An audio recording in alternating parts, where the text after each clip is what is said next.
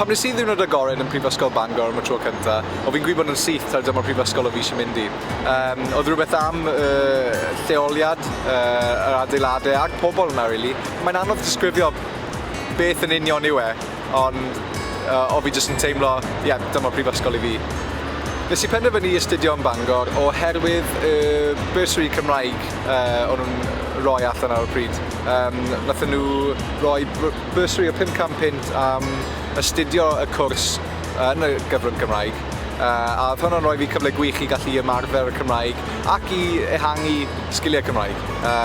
Rhywbeth basa fi heb gael os o fi di aros lle o fi.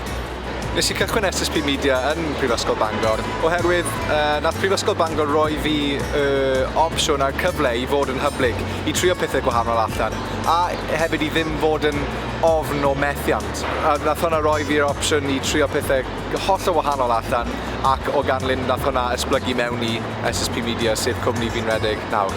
Yn ystod y cyfnod yn Bangor, fi'n digon lwcus I ennill Gwobyr BAFTA Cymru am ffilm fer nes I tra fi'n astudio yn y Prifysgol. A oedd hwnna yn really odd, ond oedd e'n briliant, nath e'n newid bywyd fi, oherwydd es I o bod yn myfyriwr I fod yn rhan o diwydiant yn yr un amser. A oedd hwnna'n holl bwysig I fi, achos nath e dangos fi, achos chi'n student, mae hwnna ddim yn golygu bod chi'n methu wneud be mae pobl proffesiynol yn wneud. Chi jyst dal yn dysgu am pethau gwahanol. Nath e roi fi lot o hyder I cario ymlaen wneud pethau ac I trio pethau gwahanol allan. So nath e newid bywyd fi.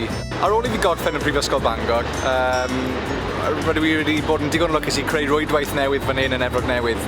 A mae hwnna wedi rhoi fi cyfleon anhygoel o fewn y diwydiant. Ond mae hwnna'n rhywbeth bys ddim wedi digwydd os o fi heb gael y hyblygrwydd a'r hyder ges I yn astudio yn Bangor.